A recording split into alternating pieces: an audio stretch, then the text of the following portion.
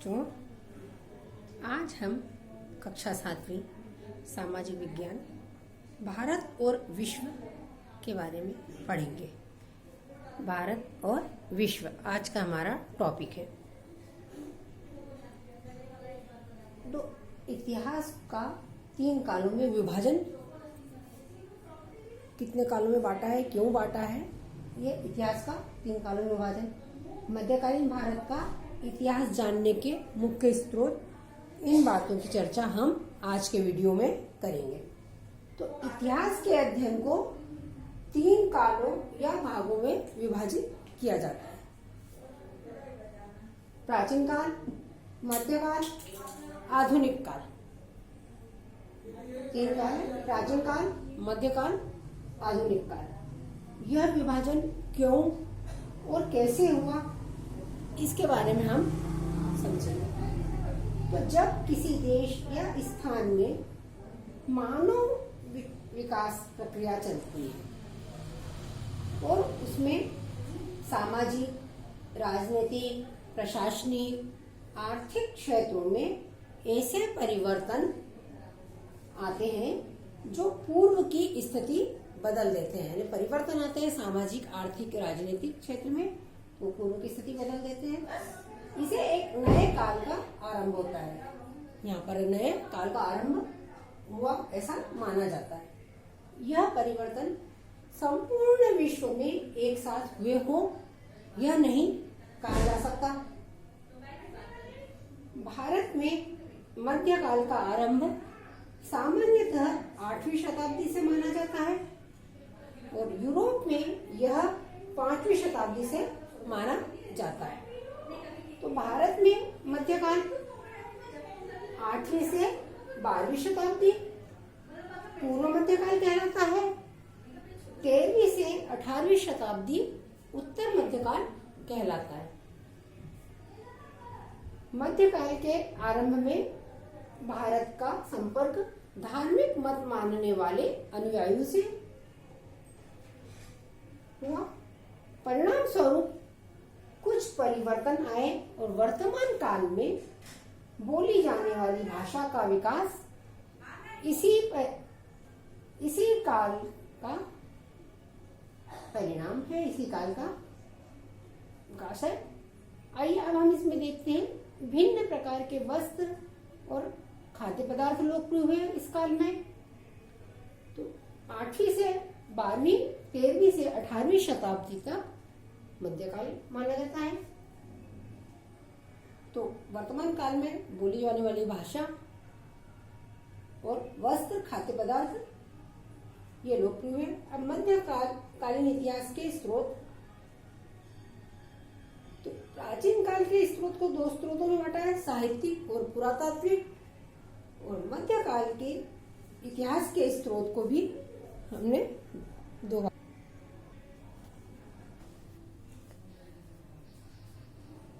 मध्यकालीन भारत के इतिहास को 2 भागों में बांटा है: साहित्यिक और पुरातात्विक। तो साहित्यिक ताड़पत्र और भोजपत्रों पर लिखा विवरण। पुरातात्विक में पुरातात्विक साधनों, अभिलेखों अथवा ताम्रपत्र पर उत्कीर्ण किए गए लेखों से प्राप्त होता है। ये साहित्यिक और पुरातात्विक हो गया। अब 13वीं शताब्दी में कागज का उपयोग शुरू हो गया। उन पर लिखी जानकारी तत्कालीन शासक के जीवन वृतांत, कार्य, राज्य विस्तार प्रामाणिक स्रोतों के रूप में प्रयुक्त किए जाते हैं। इस काल में तुर्क आक्रमणकारियों के साथ कुछ विदेशी लेखक भारत आए, जैसे इब्न बतूता, मार्को पोलो, बर्नियार आदि। इन आदि ने सुल्तान व मुगल साम्राज्य के विषय का विवरण दिया। इन लोगों ने जानकारी दी सुल्तान व मुगल साम्राज्य के बारे में। 15वीं से 18वीं शताब्दी तक भारत के अधिकांश भाग पर मुगलों का शासन रहा। कुछ मुगल शासकों ने आत्मकथा लिखी, कुछ अन्य लेखकों ने शासकों के विषय में लिखा। बाबरनामा, अकबरनामा, हुमायूं नामा। तो यह 15वीं से 18वीं शताब्दी के मुगल साम्राज्य के जो शासक थे उनके बारे में वर्णन किया गया है। स्थानीय शासकों ने, दरबारी लेखकों ने कुछ ग्रंथ लिखे। स्थानीय शासन के जो दरबारी लेखक थे उन्होंने ग्रंथ लिखे, तत्कालीन स्थानीय सामाजिक एवं राजनीतिक जीवन की पक्षों की जानकारी दी। इस काल के प्रमुख ग्रंथ, मध्यकाल के जो ग्रंथ प्रमुख थे, सरित सागर, पृथ्वीराज रासो, राजतरंगिणी आदि। मंदिर, मस्जिद, भव्य भवन बनाए गए जो मध्यकाल की पुरातात्विक कला और तथा स्थापत्य की प्रकृति के साथ साक्ष्य प्रस्तुत करते हैं। मंदिर, मस्जिद, भव्य भवन बनाए गए जो मध्यकाल की पुरातात्विक कला तथा स्थापत्य की प्रकृति के साक्ष्य प्रस्तुत करते हैं। इस काल के सिक्के, चित्र, अभिलेख इतिहास के महत्वपूर्ण स्रोत हैं। प्रमुख सिक्के उस समय कौन कौन से चलते थे उनके बारे में हम देखेंगे। तो ये प्रमुख सिक्के हैं उस युग के जो उस समय चलते थे मध्य भारत में, मध्यकालीन के ये सिक्के हैं। तो इतिहास का काल का विभाजन आर्थिक, राजनीतिक स्थितियों में होने वाले आमूल परिवर्तनों के आधार पर किया। उस वक्त की जो विभाजन के समय आर्थिक और राजनीतिक स्थितियां बनी थी उसके आधार पर उन्होंने परिवर्तन किया। भारत के मध्यकाल का आरंभ 8वीं शताब्दी से आरंभ होता है, 8वीं शताब्दी से प्रारंभ होता है ऐसा माना जाता है। मध्यकाल के इतिहास को जानने के लिए प्राचीन काल की तुलना में अधिक और प्रामाणिक स्रोत उपलब्ध हैं। पूर्व मध्यकाल के आरंभ में भारत की राजनीतिक स्थिति किस प्रकार की थी पूर्व मध्यकाल के आरंभ में? तो पूर्व मध्यकाल के आरंभ में उत्तर भारत में अनेक छोटे छोटे राज्य थे जिनमें विस्तार के लिए परस्पर संघर्ष चलता रहता था। वो आपस में संघर्ष करते थे विस्तार के लिए कि हमारी राज्य सीमा क्षेत्र की बढ़े, हमारे क्षेत्र की राज्य सीमा बढ़े। दक्षिण भारत में भी अनेक राज्यों का अस्तित्व था जिनमें सबसे अधिक शक्तिशाली शासक चोल राज्य था। चोल राज्य जो था वो सबसे अधिक शक्तिशाली शासक था। चोल राजाओं ने व्यवस्थित शासन प्रबंध के लिए साम्राज्य को छोटी छोटी इकाइयों में बांटा जिससे शासन व्यवस्था सुचारू रूप से संचालित हो सके और हर छोटी इकाई पर कार्य करने से सभी पर व्यक्तिगत निगाह रह सकती है और कार्य अच्छा होगा। आर्थिक व्यवस्था सुदृढ़ की, देश की राजनीतिक स्थिति के साथ में आर्थिक व्यवस्था भी मजबूत की, आत्मनिर्भर बने। साहित्य तथा स्थापत्य कला को संरक्षण दिया। वहां पर साहित्य और जो स्थापत्य कला थी उस पर विशेष ध्यान दिया, उसे संरक्षण दिया। चोल नरेश राजेंद्र प्रथम ने ईस्वी सन 1025 में मलाया तथा सुमात्रा द्वीपों पर विजय प्राप्त की। चोल नरेश राजेंद्र प्रथम ने ईस्वी सन 1025 में मलाया तथा सुमात्रा द्वीपों पर विजय प्राप्त की। यह अभियान किसी भारतीय शासक द्वारा पहला समुद्र पार अभियान था।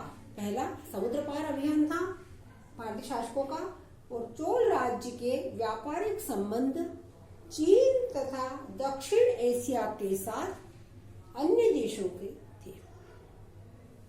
इनका संबंध चोल राज्य का व्यापारिक चीन और दक्षिण एशिया के अन्य देश से भी था। ये हो गई हमारी पूर्व मध्यकाल के आरंभ में भारत की राजनीतिक स्थिति। यूरोप में मध्यकाल। तो 5वीं शताब्दी में यूरोप के शक्तिशाली राजा रोमन साम्राज्य का पतन हुआ। वहां के उस समय के जो शक्तिशाली राजा थे यूरोप के, रोमन साम्राज्य, उनका पतन हुआ और अनेक स्थानों पर छोटे छोटे प्रादेशिक सत्ताओं का उदय हुआ। साम्राज्य खत्म हुआ और उसके स्थान पर छोटे छोटे प्रादेशिक सत्ताओं का उदय हुआ। ये छोटे छोटे शासक अपनी सत्ता स्थिर रखने के लिए लोगों से सैनिक सहायता लेते थे। प्रादेशिक सत्ताओं को उदय हुआ और इसे स्थिर रखने के लिए ये लोगों से सैनिक सहायता लेते थे। उन्हें वेतन के बदले जमीन का एक छोटा सा टुकड़ा दे देते थे। लैटिन भाषा में जमीन के ऐसे टुकड़े को फ्यूडम कहा जाता है और ऐसे जमीन के प्राप्तकर्ता को फ्यूडल्स यानी सामंत कहते थे। ये सामंत कहलाने लगे। इस प्रकार एक नई व्यवस्था सामंतवाद अस्तित्व में आई।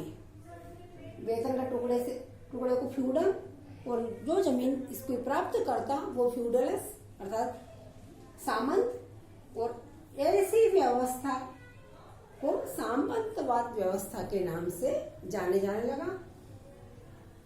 सामंत लोग भूप्रदेश को सुदृढ़ एवं सुरक्षित रखने के लिए पूरा प्रयास करते थे, वो सुरक्षित रखते थे और इसके लिए वे छोटे छोटे किलों में रहते थे जिन्हें गढ़ी कहा जाता। सामंत विलासितापूर्ण जीवन व्यतीत करते थे, किसानों पर अत्याचार करते थे। गरीब किसान वंशानुगत दास बने रहते थे। इन्हें सर्प भूदास कहा जाता था। भूदासों की संख्या बहुत अधिक थी। वे सामंतों के द्वारा किए गए अत्याचारों के विरुद्ध आवाज नहीं उठा सकते थे, नहीं उठाते थे। इस प्रकार यूरोप में जब मध्यकाल का शासन था, वहां पर शक्तिशाली रोमन साम्राज्य का पतन हुआ। इसके पश्चात अरबों का उदय हुआ। तो 7वीं शताब्दी में पैगंबर मोहम्मद ने नवीन धर्म इस्लाम का प्रचार प्रसार किया, उसका उपदेश दिया। अरब के लोग कुशल व्यापारी थे। वे भारत, चीन, यूरोप, अफ्रीका आदि देशों में व्यापार करने लगे और व्यापार कुशलता पूर्वक करने के कारण वो अधिक शक्तिशाली, आर्थिक रूप से सुदृढ़ अर्थात धनवान हो गए। अरबों ने अपने धन का उपयोग कला, साहित्य, विज्ञान को प्रोत्साहन देने के लिए किया। व्यापार के साथ उन्होंने वहां के ज्ञान का प्रचार प्रसार भी किया। अर्थात अरबों ने अपने व्यापार के साथ साथ जिस क्षेत्र में व्यापार करते थे वहां के ज्ञान का प्रचार प्रसार दूसरे क्षेत्रों में जाकर करने लगे। खगोल शास्त्र और गणित का अरबी में अनुवाद किया गया और उसका भी उन्होंने प्रचार प्रसार किया। अरब के व्यापारी जो थे वो व्यापार के माध्यम से भारत में आए और व्यापार के माध्यम से भारत का अरबों से निरंतर संपर्क बना रहा। यहाँ की संपन्नता और उच्च संस्कृति उत्तर पश्चिम शासकों के लिए आकर्षण का केंद्र बनी। 7वीं शताब्दी से अरबों से भारत पर आक्रमण शुरू हुए। अरबों ने भारत पर आक्रमण 7वीं शताब्दी से प्रारंभ किए। प्रारंभ में केवल धन संपत्ति लूटने का उद्देश्य था, परंतु भारत अधिक संपन्न दिखा। धन वैभव से परिपूर्ण देश होने के कारण बाद में उन पर आक्रमण कर राज्य करने लगे। तुर्कों का इस काम में सफलता मिली और तुर्कों को इस कार्य में सफलता मिल गई। इस प्रकार भारत के इतिहास में मध्यकाल आरंभ हुआ। मध्यकाल कौन सी शताब्दी से आरंभ हुआ? तो 7वीं शताब्दी से आरंभ हुआ। परस्पर संघर्षरत रहने वाले अरब के कबीले इस्लाम के प्रभाव से संगठित हुए और विस्तार साम्राज्य स्थापित किया। अरबवासी व्यापारियों ने पूर्व देश का ज्ञान पश्चिम तक फैलाया। भारतीय धन संपदा के आकर्षण और इस्लाम के प्रचार प्रसार के उद्देश्य से पश्चिम की ओर से भारत पर आक्रमण किया और तुर्कों ने भारत में राज्य स्थापित करने में सफलता प्राप्त की। इस प्रकार भारत में अरबों का उदय 7वीं शताब्दी से हुआ। इस्लाम धर्म का उदय हुआ। अरब पहले व्यापार के लिए भारत आए और व्यापार करने के बाद उन्हें लगा कि यहाँ पर हम शासन कर सकते हैं, तो उन्होंने हमारे यहाँ व्यापार के साथ साथ भारत पर आक्रमण किया और तुर्क राज्य स्थापित किया। तो बच्चों, आपको समझ में आया होगा सामाजिक विज्ञान कक्षा 7वीं का आज का विषय भारत और विश्व। अगर आपको कोई कठिनाई हो तो आप मेरे से संपर्क कर सकते हैं।